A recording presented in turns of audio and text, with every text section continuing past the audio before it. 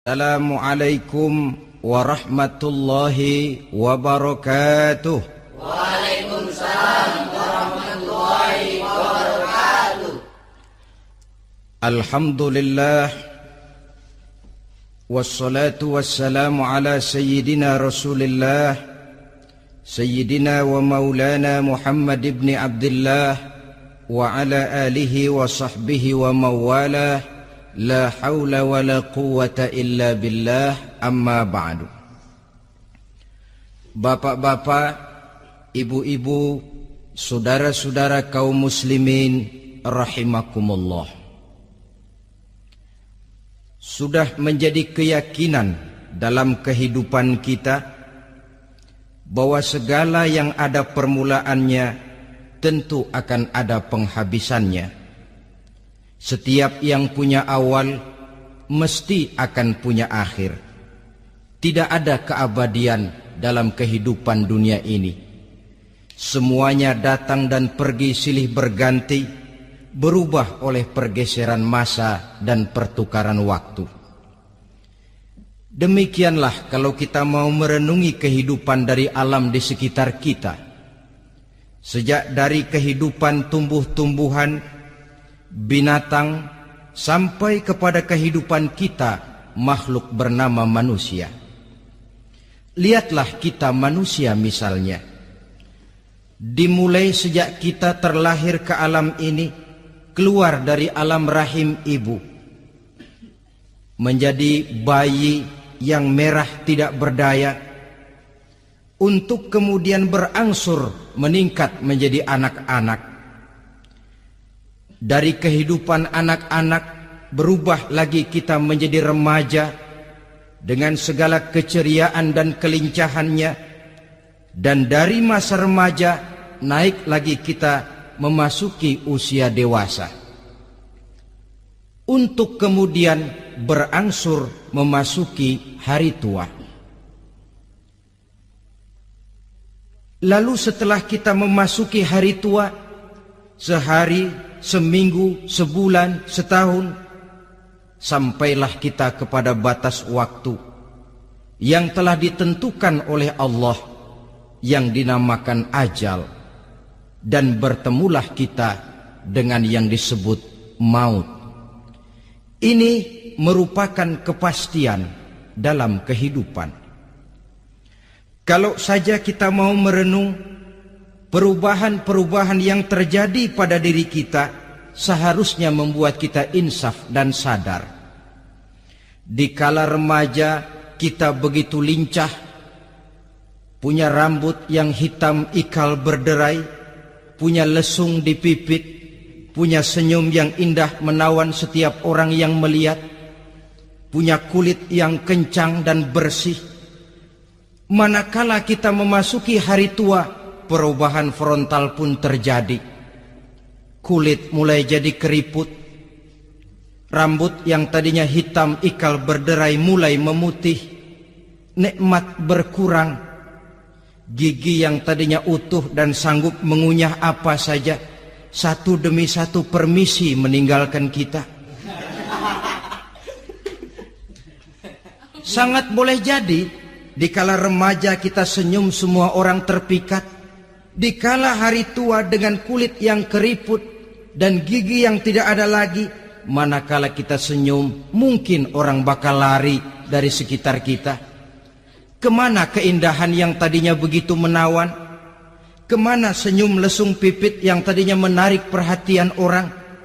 Pergi meninggalkan kita, berubah oleh pergeseran masa dan pertukaran waktu. Nah, bila maut datang menjemput kita, selesailah kehidupan sampai di situ? Ternyata belum. Kalau lahir merupakan perpindahan hidup dari alam rahim ke alam dunia, maka mati hakikatnya merupakan perpindahan hidup dari alam dunia ini ke alam kehidupan yang berikutnya, yang dinamakan dengan alam barzah. Andai kata hidup cuma sekali, secara moral kita sanggup berkata, alangkah tidak adilnya Tuhan. Kenapa? Dalam kehidupan ini kan aneka ragam terjadi. Ada orang yang zolim, ada orang yang dizolimi. Ada orang yang membunuh, ada orang yang terbunuh. Ada orang yang kaya, ada orang yang miskin. Ada orang yang jujur, ada orang yang menghalalkan segala cara. Sehingga banyak ketidakadilan yang terlepas daripada pengadilan dunia. Lalu orang pun bilang, di dunia ini katanya banyak pengadilan tapi sulit keadilan. Di dunia ini mudah mencari pengadilan tapi sulit untuk mencari ketidakadilan. Andai kata hidup cuma sekali, tidak akan ada hidup sesudah hidup yang sekarang ini. Bagaimanakah nasib mereka yang lepas dari pengadilan dunia ini? Alangkah tidak adilnya Allah, andai kata tidak ada kehidupan sesudah hidup yang sekarang. Tentulah akan terjadi di mana orang menghalalkan segala macam cara untuk mencapai tujuan. Yang penting kan saya kaya, yang penting kan saya punya jabatan dan kedudukan tinggi. Kalau perlu jilat atas, kalau perlu sikut kiri kanan, sikut kiri kanan, kalau perlu injak bawah, injak yang bawah. Ini prinsip daripada orang-orang komunis, dan pantas karena mereka tidak percaya kepada kiamat. Pantas karena mereka tidak percaya akan adanya kehidupan sesudah hidup yang sekarang ini. Maka saya menghimbau kepada seluruhnya, kita sudah kadung menyepakati negara ini berdasarkan Pancasila. Kita sudah kadung konsensus bahwa PKI dengan seluruh ajarannya tidak punya hak hidup di bumi Pancasila yang kita cintai ini. Maka salah satu ajaran PKI tujuan menghalalkan cara.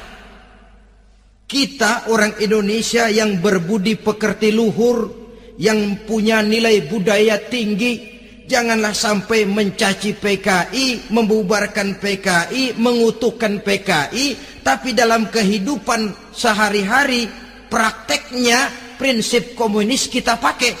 Apa itu? Tujuan menghalalkan cara. Asal sudah tujuan tercapai, cara apapun saja halal. Itu pandangan hidup orang yang tidak percaya kepada adanya hari akhirat.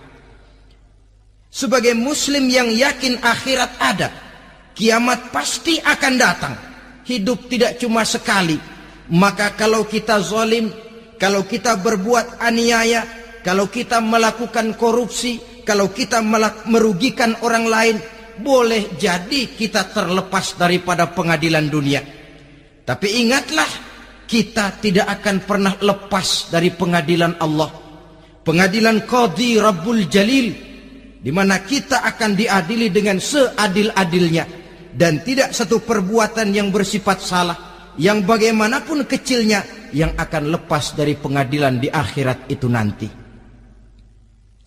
Pantas saja kalau satu hari malaikat Jibril datang menasihati Rasulullah sallallahu alaihi wasallam, yang artinya juga menasihati kita semua. Apa kata malaikat Jibril kepada baginda Nabi? Ya Muhammad, ish ma syi'ta fa innaka mayyitun.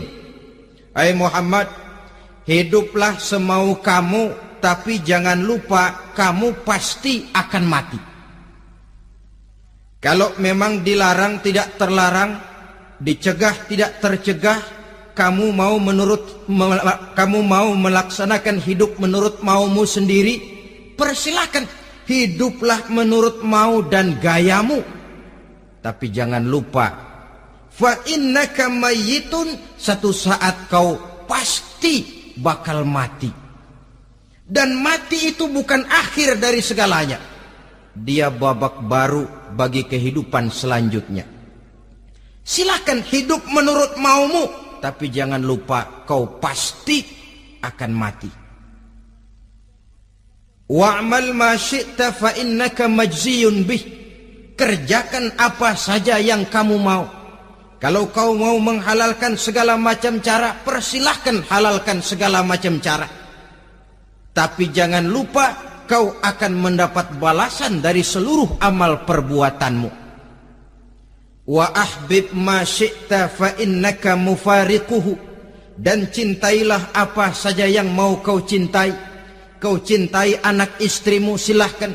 Kau cintai harta bendamu, tafadhal. Kau cintai tanah airmu, kau cintai pangkat dan jabatanmu, persilahkan. Tapi jangan lupa, fa innaka mufariquhu, kau pasti akan berpisah dan akan meninggalkan segala yang kau cintai itu. Apa artinya ini buat kita? Ternyata sesudah maut datang menjemput kita, ada kehidupan sesudah hidup yang sekarang ini. Ini yang mendorong kita untuk dalam kehidupan di dunia ini tidak melakukan prinsip saenake dhewe,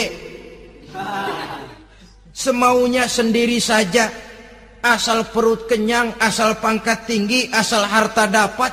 Masa bodoh dengan merugikan orang lain, masa bodoh dengan menipu orang lain. Iku jenenge saenake dhewe.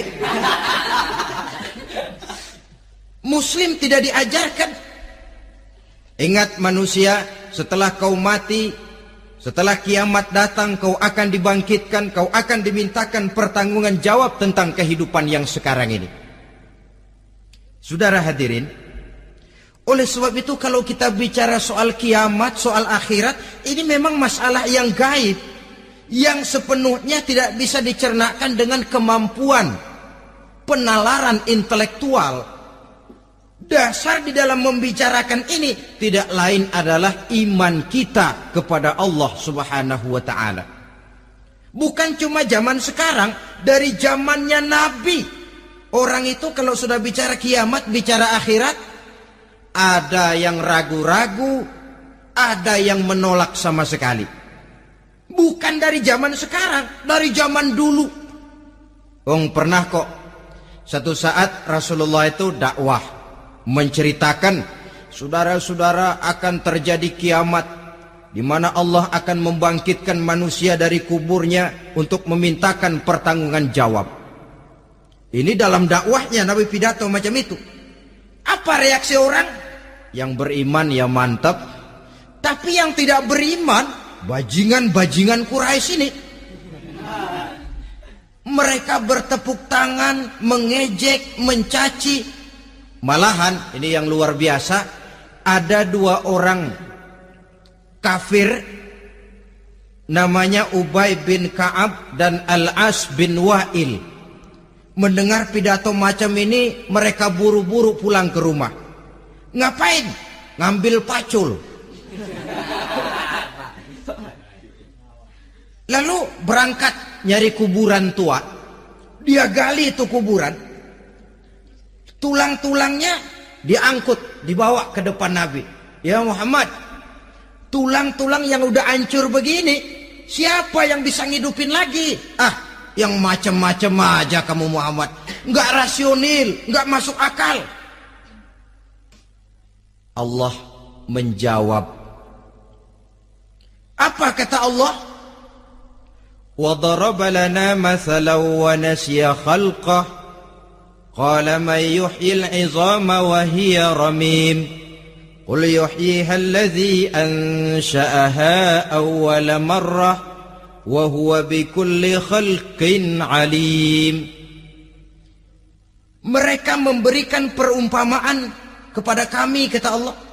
Mereka melupakan asal kejadiannya. Mereka bertanya, siapa yang sanggup menghidupkan tulang belulang yang sudah hancur kayak begini? Qul yuhyiha allazi ansha'aha awwala marrah. Katakan kepada mereka Muhammad, yang akan menghidupkannya adalah Dia yang telah menciptakannya pertama kali dulu. Kalau Dia sanggup menciptakan, Dia tentu lebih sanggup lagi untuk mengembalikan reproduksi ciptaan itu sebagaimana semula. Yang paling kasihan yang ragu-ragu. Akhirat itu ada apa enggak sih? Kiamat itu ada apa enggak sih? Lantaran ragu-ragu, terombang-ambing dia antara harapan dan putus asa, antara kenyataan dan idealisme. Ada yang buta sama sekali, 100% terhadap keadaan-keadaan sesudah mati. Perhatian mereka hanya tercurah kepada kehidupan sebelum mati. Yang mereka perhatikan siang dan malam tidak lebih daripada urusan perut. Pergi pagi, pulang sore, peras keringat, banting tulang. Cuma soal makan, soal minum, soal pakaian, soal kendaraan, soal rumah tangga, soal anak, soal istri. Yang mereka pentingkan hanya soal-soal politik misalnya, ekonomi, pembangunan dan industri. Untuk soal-soal kayak begitu, giat betul. Habis seluruh waktu untuk memikirkan, meningkatkan kebudayaan, politik, sosial, ekonomi. Kadang-kadang kurang tidur, kurang istirahat, berkeliaran ke sana kemari ke tempat yang jauh-jauh.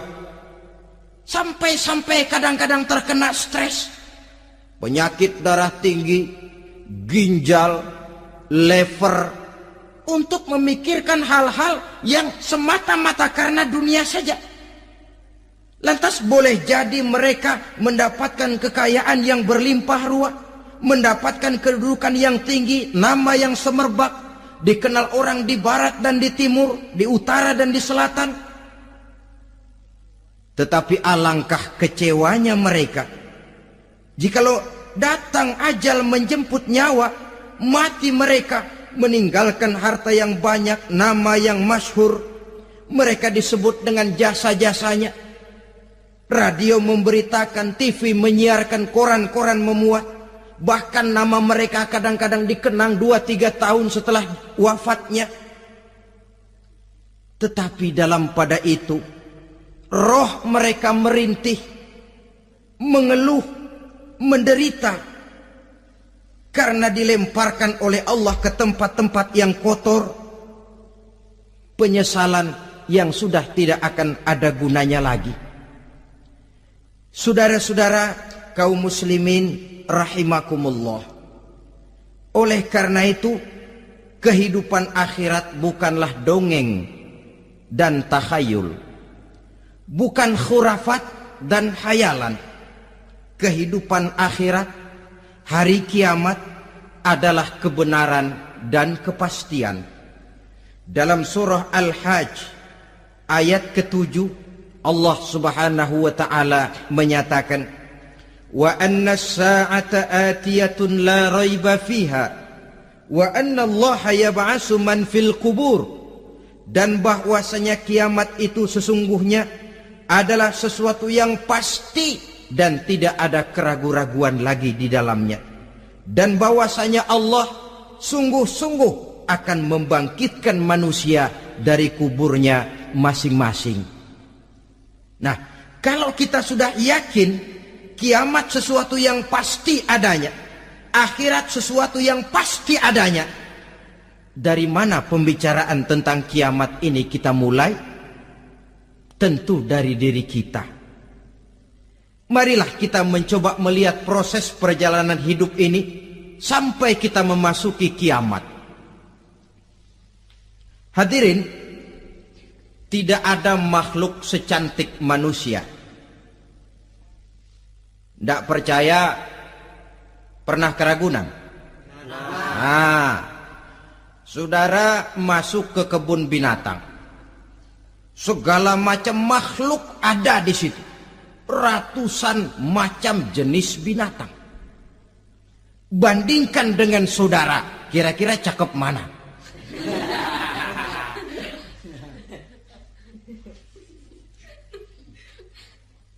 Dari seluruh makhluk yang diciptakan Allah itu, manusia fi ahsani taqwim, dalam bentuk yang paling sempurna, sejak susunan biologis sampai kemampuan berpikir. Biologis kita ya Allah, diciptakan kita begini rupa, diberikan 2 kaki untuk berjalan, 2 tangan untuk bekerja, diberikan 2 mata, dua-duanya di depan. Pernah saudara mikir kalau mata kita yang satu di depan, yang satu di belakang? Rasanya nggak laku kacamata itu.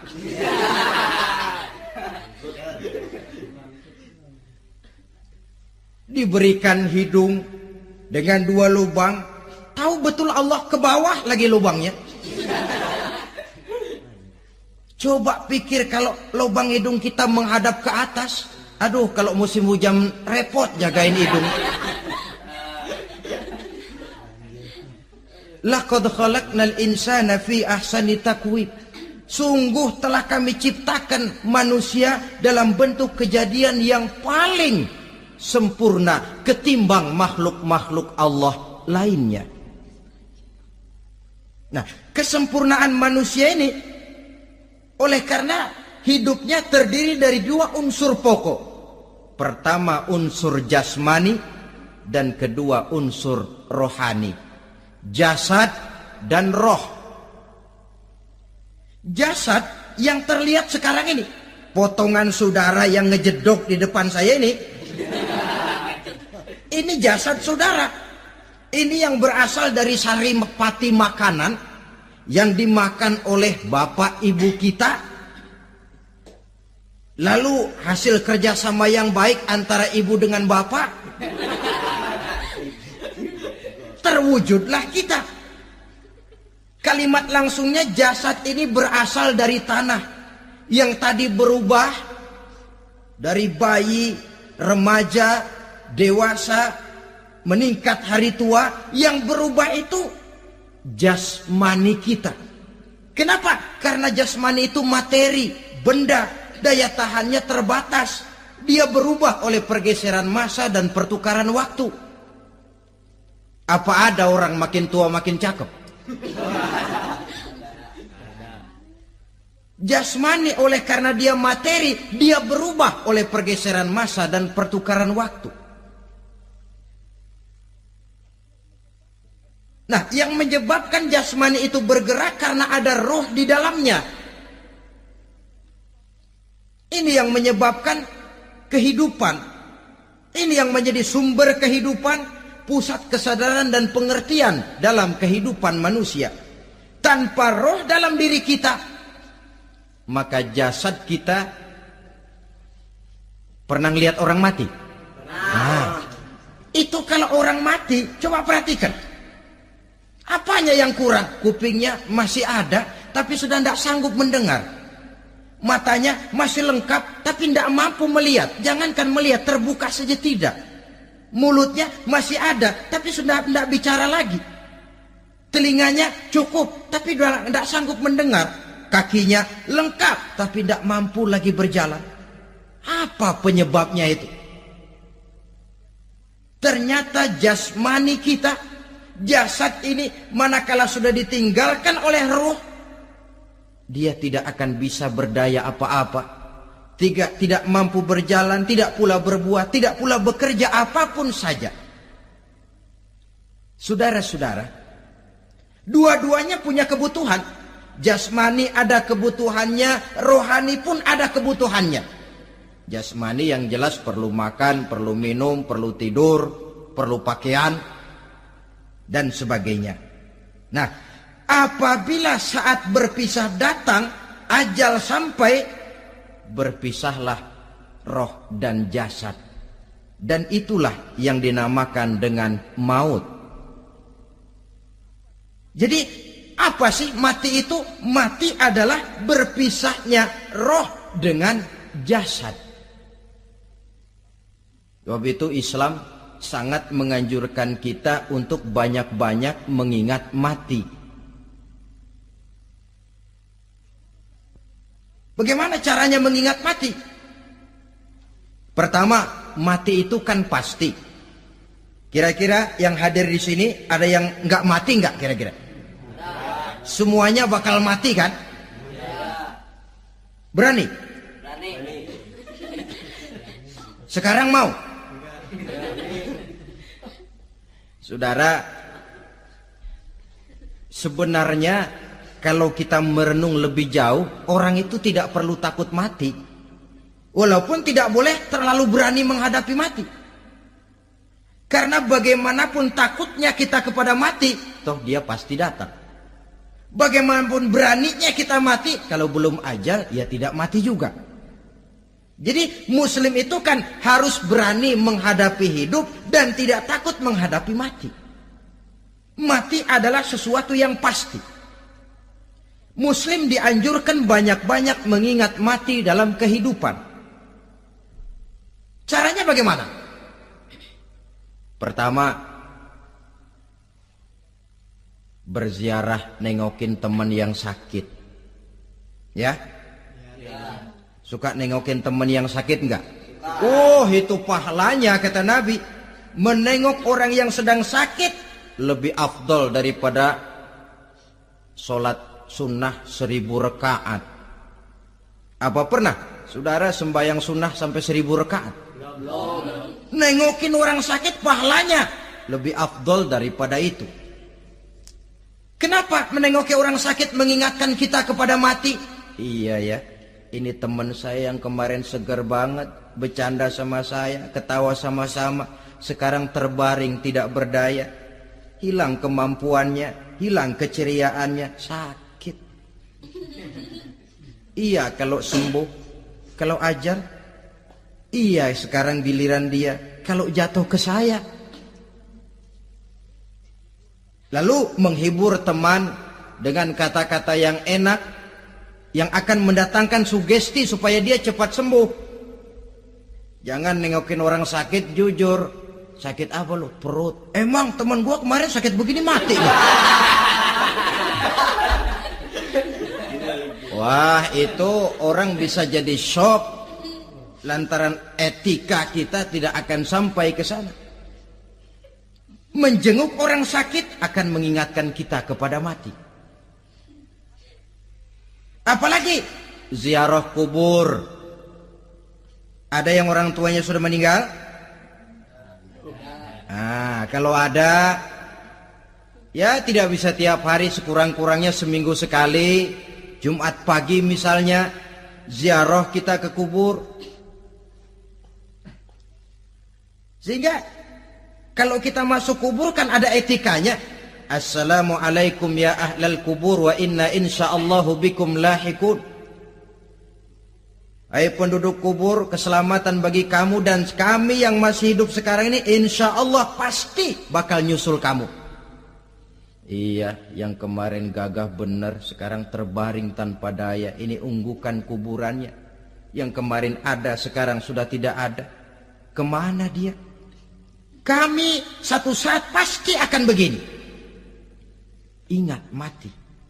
Lalu apalagi yang bisa membuat kita ingat kepada mati? Mengawal jenazah. Bukankah sangat dianjurkan oleh agama? Bahkan kalau bisa sejak mengurusnya, memandikannya, mengkafankannya, menyolatkannya untuk kemudian mengantarnya ke kubur. Hari ini saya antar dia ke kubur, besok boleh jadi saya yang diantar orang. Hari ini saya solatkan dia, besok boleh jadi saya yang disolatkan orang. Hari ini saya masukkan dia ke liang lahat, besok mungkin giliran saya dimasukkan orang ke liang lahat. Ingat mati, tumbuh kesadaran. Lalu daya positifnya dalam kehidupan apa? Nah, saudara-saudara hadirin, orang yang mengingat mati bukan lantas menjadi lemah dalam kehidupan, menjadi putus asa, sedikit semangat, terbentur kesulitan, mudah frustasi. Bukan itu tujuannya kita diperintah mengingat mati. Jelasnya Islam menganjurkan kita untuk mengingat mati guna maksud-maksud yang positif, supaya orang lalu sadar hidup ini cuma sebentar. Maka mumpung hidup, nah ini mumpung, tapi mumpung yang baik. Mumpung hidup, maka hidup yang singkat ini harus saya pergunakan dengan sebaik-baiknya, melakukan kebajikan yang sebanyak-banyaknya, menjauhkan rasa malas, menunggu keajaiban yang datang dari langit, berleha-leha, bermain-main, sementara maut kalau dia datang tidak pernah main-main. Pantas kalau seorang penyair bernama Syauqi memesankan tazawwad bittaqwa fa innaka la tadri idza hanna al-lailu hal ta'ishu ila al-fajri kam min sahihin mata min ghairi illatin wa kam min alilin 'asha hinan min ad-dahri. Persiapkan dirimu dengan takwa, sebab kamu tidak tahu apabila malam datang kamu masih bisa hidup apa enggak besok pagi. Apa ada jaminan saudara yang kumpul di depan saya malam ini besok masih bisa hidup? Tidak. Ada jaminan? Tidak. Tidak ada sama sekali. Kam min sahihin mata min ghairi illatin. Berapa banyak orang sehat mati enggak pakai sakit lagi. Sebabnya kadang-kadang ringan saja. Ada yang cuma jatuh di kamar mandi, mati. Ada yang cuma ketiban pensil. Iya, kalau ketiban pensil 3 peti masa enggak mati. Ta'addadatil asbab wal mautu wahid. Sebabnya boleh jadi macam-macam, tapi mati satu juga, yaitu mati. Dia seperti kelapa yang terlalu tua jatuh ke bawah. Yang kembang baru keluar pun jatuh ke bawah. Itulah mati. Dia datang menjemput yang bayi, dia datang mengambil yang anak-anak, dia datang juga kepada yang remaja, kepada yang dewasa, kepada yang tua sekalipun. Jangan yang remaja lalu berpikir, gua rasanya masih jauh banget mau mati. Ini sesuatu yang pasti yang kita tidak pernah diberitahu kapannya. Kalau dikasih tahu kapannya kan kita bisa, umpama malaikat maut datang ke rumah saya, saudara Zainuddin kau mati 80 tahun lagi. Wah, saya kan berhitung, masih lama, poya-poya aja dulu Tapi ini tidak pernah diberitahu kepada kita. Lantaran tidak diberitahu itulah kita perlu bersiap-siap dengan selalu mengingat-ingat mati yang mendorong kita untuk berbuat positif. Satu contoh peringatan mati yang mendatangkan positif pada peristiwa ketika turun perintah hijrah. Ketika di Mekah sudah terpepet turun perintah hijrah. Ini sahabat yang berangkat hijrah, jangan dikira semua bulat hati. Ada yang mikir, kalau saya hijrah berangkat dari Mekah ke Madinah, nanti di tengah jalan dicegat oleh kafir Quraisy lalu dibunuh, mati saya. Takut mati. Allah peringatkan, kullu nafsin za'iqatul maut. Kamu disuruh hijrah saja takut mati, padahal kamu tahu semua yang hidup bakalan mati.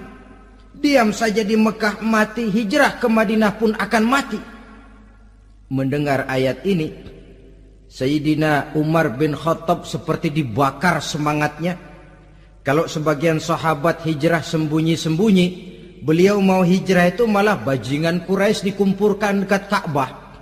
Pidato, ya ma'syara Quraisy, dedengkot Quraisy, dengerin. Besok pagi yang namanya Umar bin Khattab mau hijrah dari Mekah ke Madinah.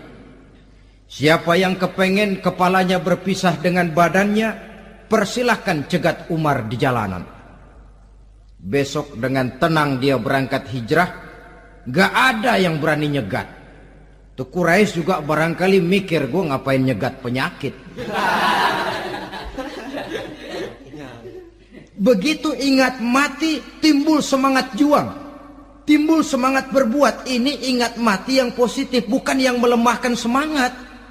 Dah jangan kerja rajin-rajin dah, lu bakalan mati.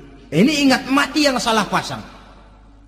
Ingat mati seharusnya mendorong manusia untuk berbuat lebih tekun.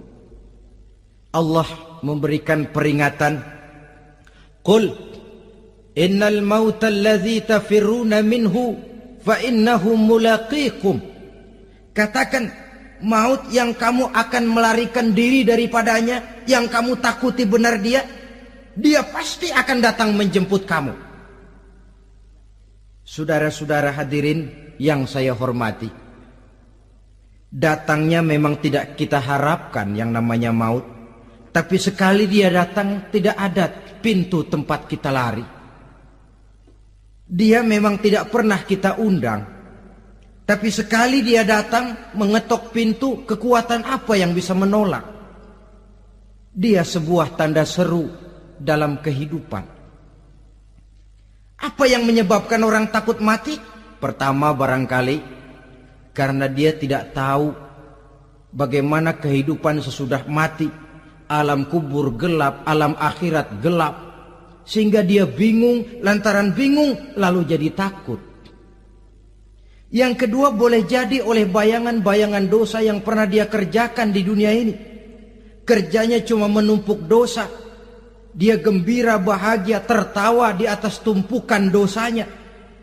Merasa segan berpisah dengan seluruh kehidupan ini. Sehingga boleh jadi maut adalah sesuatu yang ditakutkannya benar dalam kehidupan. Tapi bagaimanapun takutnya, tidak ada tempat lari dari dia. Dalam ayat lain Allah jelaskan, Aynama takunu yudrikumul mautu walau kuntum fi burujim musayyadah. Di mana saja kamu berada, dalam benteng yang paling tangguh sekalipun, maut pasti akan datang menjemput kamu. Nah, bagaimana caranya maut datang menjemput kita? Bila datang dia, sang malaikat pencabut nyawa, malaikat Israel namanya,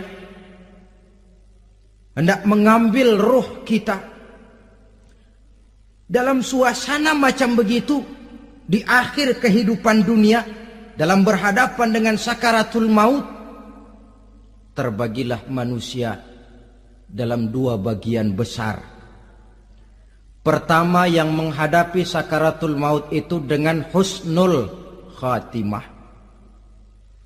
baik di akhirnya, sehingga pada saat ruhnya berpisah dengan jasadnya, kelihatan dia seperti senyum, mukanya cerah. Bahkan sebelum itu boleh jadi dia sempat meninggalkan pesan-pesan yang baik. Ada yang sempat azan, ada yang sempat baca Quran. Pernah kan nemui orang yang mau mati seperti itu? Yang sempat azan, yang sempat baca Quran, yang sempat meninggalkan wasiat-wasiat yang baik. Sebab apa? Malaikat maut datang menjemput mereka juga dengan baik-baik. Dicabut ruhnya perlahan-lahan, tapi sungguh pun perlahan-lahan. Pedihnya, sakitnya tetap tiada tara. Rasulullah Sallallahu Alaihi Wasallam, dikala beliau hendak berhadapan dengan sakaratul maut, diceritakan mencelupkan tangannya ke dalam gelas berisi air, lalu mengusapkannya ke muka beliau seraya berdoa, "Ya Allah, mudahkan saya dalam menghadapi sekarat ini." Beliau juga yang mengatakan bahwa sakitnya sakaratul maut sama dengan 300 kali bacokan pedang. Sehingga kita diajarkan doa, di antara doa selamat itu kan ada Allahumma hawwin alaina fi sakaratil. Ya Allah, mudahkan saya di dalam menghadapi sakaratul maut itu. Ketika ruh ini keluar dari jasad, mata masih mengikuti ruh itu. Sehingga kadang-kadang ada yang matanya terbelalak dan tidak sempat ditutup, terbuka terus, mengikuti ruh itu keluar dari jasadnya.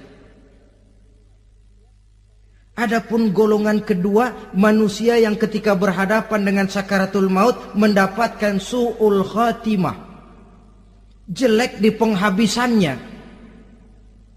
Sekaratnya sudah setengah mati, lalu jelek juga di akhirnya, mati dalam keadaan yang tidak baik, tidak terpuji. Ada yang lagi megang kartu, mati. Ada yang lagi di tempat ngadu ayam, mati. Ada yang lagi di tempat pelacuran, mati. Ada yang lagi megang botol minuman keras, mati. Nih barangkali malaikat maut gemes banget nariknya, lu bajingan, lu tarik terus dari ampun. Mati su'ul khatimah. Makanya bagus itu. Kadang-kadang di majelis-majelis taklim kan sering dibaca, ya Allah biha, ya Allah biha, ya Allah bihusnil khatimah. Kan ada itu? Ada enggak? Saudara hadirin, mohon agar oleh Allah kita diberikan husnul khatimah, baik di saat ruh akan berpisah dengan jasad. Ini sesuatu yang pasti. Sang malaikat maut datang menjemput nyawa. Setelah ruh berpisah dari badan, maka tinggallah sang badan, ditangisi oleh semua yang kita tinggalkan. Sehingga kepada putrinya Fatimah, ketika malaikat maut datang hendak menjemput baginda Nabi, beliau berkata kepada anaknya, Fatimah, kamu tahu siapa yang datang? Saya tidak tahu, Bapak. Yang datang hadimul lazat. Itu dia yang menghancurkan seluruh kesenangan dunia. Wa qati'u syahwat, yang memisahkan kita dengan seluruh yang kita cintai. Dia malaikat maut, Pak. Manakala jasad sudah ditinggalkan oleh ruh, itulah yang dikerubungi orang. Anak menangis, istri menangis, orang tua bersedih, teman-teman merasa kehilangan, menangisi jasad. Diuruslah jasad kita, dimandikan sebagaimana mestinya, dikafankan dengan kain putih 3 lembar, itu yang hendak kita bawa kembali ke tempat asal kita. Pakaian sutra, jas yang mereknya Switzerland wool, kain yang Samarinda, sepatu yang Belly atau Beltoni, jam tangan yang Rolex, kendaraan yang serba mewah, tidak ada yang menyertai kita. Kain putih 3 lembar itu saja lagi. Demi setelah dikafankan, dibujurkan kita menghadap ke arah kiblat, orang banyak pun datang menyolatkan kita dengan 4 takbir, diiringi dengan doa, lalu upacara pelepasan, berangkat kita meninggalkan anak, istri, suami, kampung halaman, tanah air, bahkan alam dunia ini. Selamat tinggal alam dan seluruh isinya. Tinggallah yang tinggal. Saya akan kembali ke tempat asal dari mana saya datang, untuk kembali mempertanggungjawabkan seluruh perbuatan saya dalam kehidupan ini. Manakala upacara pelepasan selesailah sudah, dimasukkan kita ke keranda jenazah, digotong orang, bismillah wa ala millati rasulillah,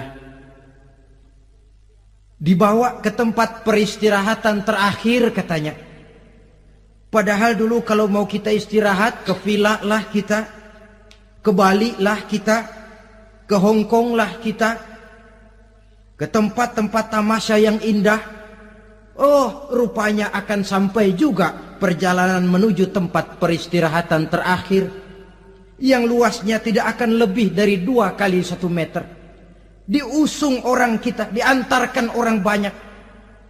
Manakala sampai ke atas liang lahat, pengusung jenazah dibuka, diturunkan kita ke liang lahat, dibaringkan.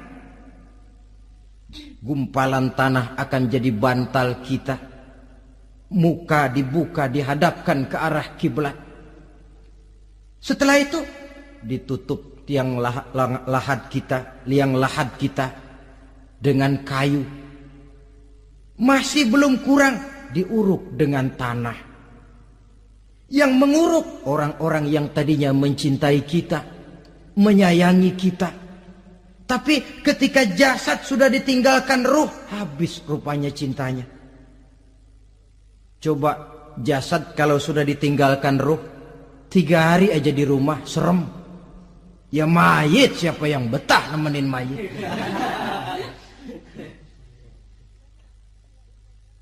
Lalu bila upacara pemakaman selesai, maka berusahalah semuanya. Para pengantar akan kembali ke rumahnya masing-masing. Maka masuk kita ke alam kehidupan, yaitu yang disebut alam barzah atau alam kubur. Apa selesai hidup sampai di situ? Tidak. Hanya beberapa langkah setelah yang mengantar kita pulang. Diriwayatkan dalam hadis Bukhari dan Muslim, bila seseorang sudah diletakkan di kuburnya, lalu yang mengantar kembali pulang, maka roh si mayit akan dapat mendengar bunyi terompah orang yang pulang itu. Bunyi terompahnya terdengar. Datang dua malaikat menanyakan dia dengan pertanyaan-pertanyaan yang kalau bisa dijawab dengan betul, dua malaikat yang bernama Munkar Nakir akan bilang, jawabanmu betul, tenanglah kau di sini, naumatal arus, tidurlah kau di sini seperti tidurnya pengantin. Orang yang baik-baik di alam kuburnya akan mendapat nikmat kubur. Sehingga masa penantian yang lama, sebab jangan lupa, kita masuk ke kubur itu kan menunggu sampai datangnya hari kiamat. Jadi kalau kiamat umpama masih 1000 tahun lagi, ya 1000 tahun kita menunggu. Orang yang baik-baik penantian di alam kubur, kata malaikat, naumatal arus, tidurlah kamu seperti tidurnya pengantin. Bagaimana sih tidurnya pengantin? Nggak berasa.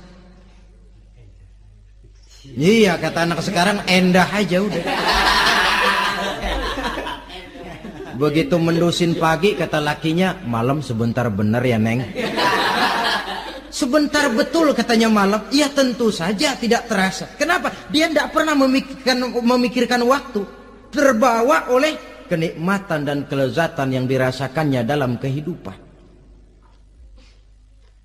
Tapi orang kafir, orang yang dosanya bertumpuk, tidak sanggup menjawab pertanyaan dua orang malaikat, maka dia akan mendapat azab di alam kuburnya terus menerus siang dan malam sampai datangnya hari kiamat. Ibarat maling ayam ketangkep, belum masuk pengadilan udah digebugin duluan. Kan begitu kan? Ada maling ayam nggak di sini? Itu yang nyaut tadi pengalaman itu. Di sidang belum divonis, belum digebugin babak belur. Saudara hadirin, maka alam kubur bisa merupakan raudhatun min riyadil jannah. Taman di antara taman-taman surga, pun juga bisa merupakan hufratun min hufarin niran, menjadi liang daripada neraka. Ada lagi riwayat yang dari Imam Muslim yang diperoleh dari Zaid bin Sabit.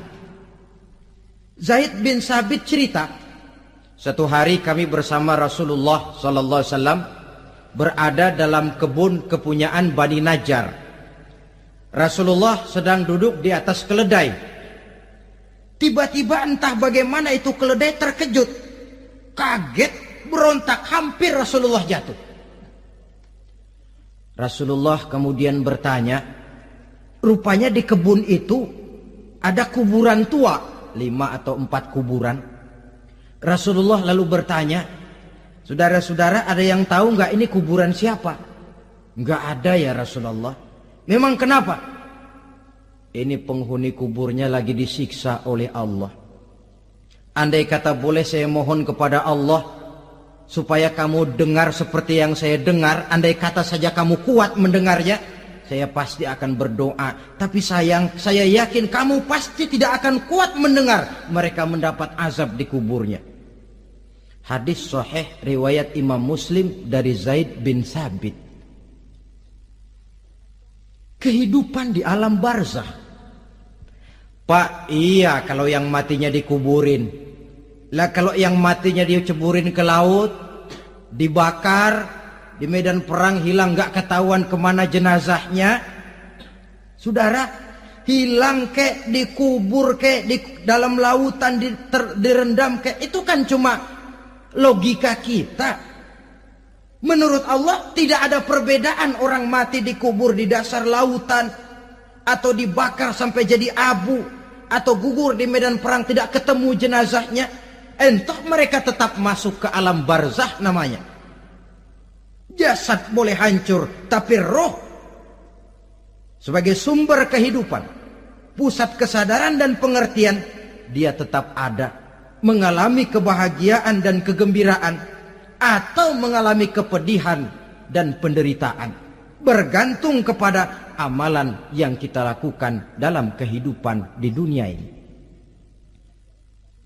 Maka dalam Yasin tadi kan jelas, qul yuhyiha alladzi ansha'aha awwala marrah, yang menghidupkan mereka yang dikubur di dasar lautan, mereka yang dibakar sampai jadi abu, yang akan menghidupkan ialah Allah yang menciptakan mereka dulu pertama kalinya.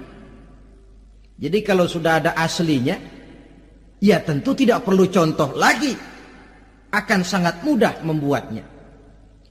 Orang tua kita, keluarga kita yang sudah berpulang, mereka di alam barzah sekarang ini bisa mendapat nikmat kubur, bisa mendapat azab kubur, bergantung amalan mereka dalam kehidupan di dunia ini. Dalam Musnad Imam Ahmad dan Sahih Abi Hatim malah ada tambahan riwayat, orang yang banyak kebajikannya di dunia, amalannya akan datang menemani dia. Sholatnya dekat kepalanya, puasa sebelah kanan, zakat sebelah kiri, menghibur dia. Malahan dikatakan berbentuk orang yang cantik menemani dia di alam kuburnya. Aneh, dia tanya, man anta lam ara fid dunya ajmal minka. Siapa kamu? Di dunia ini belum pernah saya melihat orang secantik kamu. Dia jawab, ana amaluka soleh. Saya adalah amalmu yang soleh yang kau kerjakan waktu di dunia. Saya sekarang diperintahkan untuk menemani kamu di sini. Alhamdulillah. Sedangkan amalnya yang jahat akan datang dalam bentuk yang menyeramkan menemani dia di sana. Bayangin deh, di kuburan ditemenin yang serem-serem. Sama juga di dunia. Di dunia, kalau kita di tempat gelap ditemenin orang cakep, enak nggak? Enak. Wah, pengalaman. Tapi coba bayangin, sudah tempatnya gelap, yang nemenin jelek nggak ketulungan, gerah kita. Nah, saudara hadirin yang saya hormati, lalu bagaimana tempat arwah-arwah yang sudah kembali menghadap Allah yang disebut mustaqarrul arwah itu? Macam-macam tingkatannya sesuai dengan profesi dan amalannya waktu di dunia. Ada roh-roh itu yang setelah pisah dengan jasad, artinya mati, ditempatkan di tempat yang disebut a'la iliyin, tempat yang tertinggi. Siapa ini? Arwahnya para nabi dan para rasul. Ini fi a'la iliyin, di tempat yang tertinggi. Arwahnya para nabi, arwahnya para rasul. Dan karena kita bukan nabi, bukan rasul, ya jangan mimpi dapat tempat fi a'la iliyin, kecuali kalau Allah menghendaki. Itu hak prerogatif Allah, tapi kan tidak adil kalau Allah melakukan itu. Ini kelompok roh-roh yang masuk golongan VIP. Wah, the first class. Para nabi, para rasul. Lalu ada pula roh-roh itu yang setelah pisah dengan jasadnya diumpamakan seperti burung-burung hijau yang berterbangan di perkebun-kebunan surga. Roh siapa mereka ini? Rohnya para syuhada, orang-orang yang mati syahid gugur membela agama. Nah, ini bedanya orang mati syahid dengan pahlawan, ya. Apa bedanya syuhada dengan pahlawan? Kalau syuhada, orang yang gugur membela agama, niatnya karena Allah, mati syahid. Kalau pahlawan, orang yang gugur membela negara, orang yang dianggap berjasa kepada pemerintah. Klimaksnya, kalau orang mati syahid jelas surga, tapi pahlawan belum tentu surga. Kenapa? Bergantung kepada negara macam apa yang dibelanya dan pemerintah model mana yang dibelanya. Di negara-negara komunis misalnya, banyak nggak pahlawan? Dengan sekian tanda jasa yang mati di medan perang dan sebagainya. Kira-kira pahlawan komunis masuk surga enggak? Ya, kalau pahlawan komunis masuk surga, kita enggak kebagian kapling di surga barangkali. Inilah bedanya pahlawan dengan orang mati syahid. Kemudian ada pula roh itu yang tertahan di pintu surga. Tertahan di pintu surga. Ini seperti tadi, orang yang mati syahid tapi masih ada kaitan di dunia. Rasulullah pernah ditanya orang, "Ya Rasul, kalau saya maju ke medan perang bela agama, mati syahid, apa saya masuk surga?" "Iya, masuk surga." Kecuali kata Nabi, kalau masih punya utang. Nah, tertahan di pintu surga. Ada pula roh itu yang tertahan di alam kuburnya. Ini umumnya seperti tadi itu. Ada mempunyai dosa, mempunyai kesalahan, sehingga merasakan azab kubur. Ada juga roh itu yang tertahan di permukaan bumi. Mereka yang dalam hidup selalu menumpuk dosa-dosa yang besar, meninggal sebelum keburu untuk bertaubat. Saudara hadirin yang saya hormati, inilah yang kita khawatirkan. Sebab jikalau pada saat roh sudah datang, jikalau saatnya roh datang berpisah dengan jasad, menemukan sakaratul maut, saat itu taubat sudah tidak akan ada gunanya lagi. Masuk ke alam kubur, mendapat azab kubur sampai datangnya hari kiamat. Berapa lama di alam kubur ini? Menunggulah kita sampai datang saatnya kiamat. Nah, saudara-saudara, apa tanda-tanda hari kiamat? Kapan dia akan datang? Bagaimana hal ihwal manusia pada saat terjadi kiamat? Bagaimana alam ini? Bagaimana perhitungan di padang mahsyar? Insya Allah akan saya ungkapkan pada bagian kedua dari ceramah ini. Insya Allah kita akan lanjutkan pembicaraan ini sampai kepada terminal paling akhir, surga dan neraka. Inilah saja pertemuan kita pada kesempatan kali ini. Terima kasih banyak atas segala perhatian. Mohon maaf atas segala kekurangan. Wabillahi taufiq wal hidayah. Wassalamualaikum warahmatullahi wabarakatuh. Waalaikumsalam.